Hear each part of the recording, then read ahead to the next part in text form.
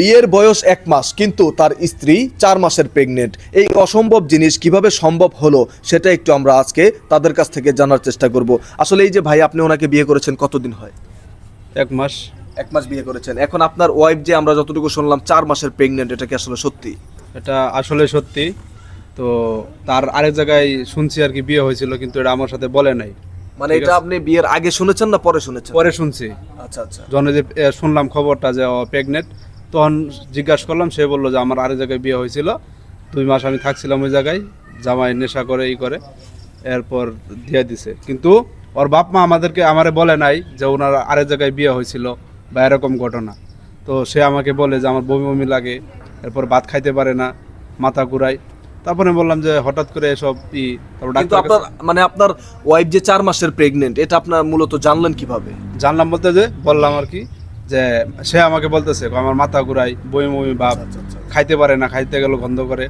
তারপরে আমি ভাবলাম কি যে ডাক্তারের কাছে নিয়ে যায়। ডাক্তারের কাছে নিয়ে যাওয়ার পরে চেক আপ করলো, তখন শুনতে পারি যে 4 মাসের প্রেগনেন্ট।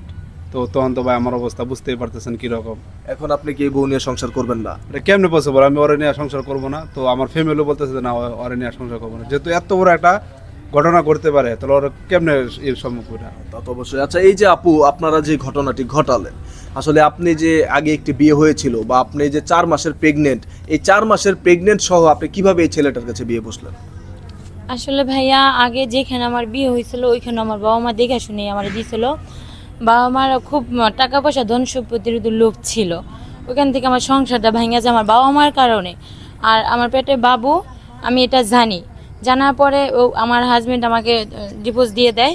তো আবার তার সাথে আমার বিয়ে ঠিক করে। আমি তখন আমার বাবা মাকে বলি যে তাকে ঠকানোটা ঠিক হবে না, তাকে জানাও।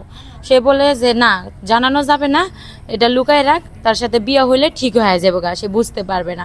মানে আপনার বাবা মা চেয়েছিল আপনার আগের স্বামীর যে বাচ্চা আপনার পেটে, সেটা ওনার সাথে বিয়ে দিয়ে ওনার উপর দিয়ে চালিয়ে দিবে? হ্যাঁ ভাইয়া, এটাই।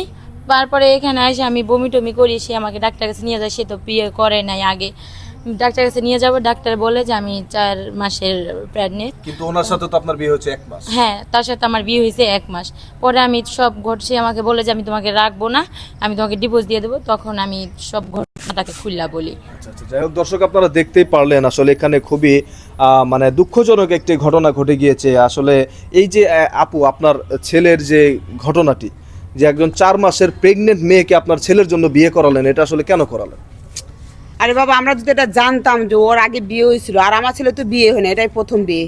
আমরা যদি জানতাম যে ওনার বাচ্চা পেটে, কেউ কি যাই না শুনে নিজের ছেলের কপাল কি একটা মা পুড়তে পারে? কখনো পারে না। আর আমার কথা, এত বড় একটা কথা গোপনে রাখছে। আর যত টাকা পয়সা লাগুক, এই মেয়ের আমরা সংসার রাখতে চাচ্ছি না। আর চাচ্ছি না বলতে কি, আমরা রাখবোই না। মানে বিদায় করে দিবেন? হ্যাঁ, বিদায়। কিন্তু মূলত এই আপনারা কি আগে টের পান নাই যে এই মেয়েটার সাথে যখন সম্বন্ধ দেখেছেন, তখন কি টের পান নাই যে এই মেয়ের আগে না। বিয়ে হয়েছিল বা ওনার পেটে বাচ্চা? টের পায় না। বিয়ের পরের দিন এরকম মাথা ঘুরায়, বমি করে। আমি ভাবতেছিলাম হয়তো বিয়ে হয়েছে, নতুন অবস্থা, অনেক সময় দেখা যায় গাড়ি ঘোড়া মানে চলাফেরা, মানে বাপের বাড়ি তো অনেক দূর, এই কারণে হতে পারে। আস্তে ধীরে ধীরে দেখতেছি এই অবস্থা তার। তো এটা তো রাখা সম্ভব না। বাবা শোন, আমি এত কথা বুঝি না, এই ঘরে বউ রাখা যাবে না। আর বাবা মারে খবর দিয়ে যার মাইয়া তার হাতে উঠাই দিয়ে নিয়ে চলে যান। দর্শক, আপনারা দেখতেই পারলেন খুবই দুঃখজনক একটি বিষয়। আমরা আপু আপনার কাছে আরেকটু জানতে চাই, এই যে আপনি যে 4 মাসের প্রেগনেন্ট হয়ে 4 মাসের বাচ্চা পেটে সহ এই ছেলের কাছে বিয়ে বসেছেন, এখন তো আপনাকে উনি ডিভোর্স করে দিবে, এটা ভাবতে গেলে আপনার কি অনুভূতি ফিল হয়? ভাইয়া, এখানে ভাবতে গেলে আমি দর্শকদের উদ্দেশ্যে একটা কথা বলবো। প্রত্যেকটা মা বাবাদেরই বলবো যে মেয়েদেরকে জন্ম দিছেন, লালন পালন করছেন, বিয়া দিবেন দেখা শুন না, লোভ করবেন না। লোভ করে একটা মেয়ের জীবন নষ্ট করবেন না। আজকে দেখেন, আমার মা বাবা এক জায়গায় আমার বিয়ে দিছিল, সেখানে টাকা পয়সা ধন সম্পত্তির লোভ করে আমাকে বিয়ে দিছে। সেই ছেলে ভালো ছিল না, ওখান থেকে ডিভোর্স দিয়ে নিয়ে আসা এখন তার কাছে আমার বিয়া দিছে। তাকে ঠকাইছে আমার বাবা মা। আজকে সে আমাকে ডিভোর্স দিয়ে দিয়েছে। এখানে তাদের কোনো অন্যায় নাই, অপরাধ নাই। তো প্রত্যেকটা মা বাবার উদ্দেশ্যে আমি বলবো যে লোভ লালসা করবেন না, সন্তানের ভবিষ্যৎ নষ্ট করে দিবেন না আপনারা। আমার জীবন নষ্ট হয়ে গেছে, অন্য কোনো মেয়ের জীবন যেন এরকম নষ্ট না হয়। দর্শক, আপনারা দেখতেই পারলেন আজকের ঘটনাটি। এই বিষয়টি থেকে সবাই অবশ্যই একটু সতর্ক থাকবেন। যদিও এটা আপনাদেরকে বোঝানোর ক্ষেত্রে ভিডিওটি আমরা তৈরি করেছি, এটি সম্পূর্ণ একটি তৈরি করা ভিডিও, কিন্তু তারপরেও আপনারা এই বিষয়গুলো থেকে অবশ্যই সতর্ক থাকবেন।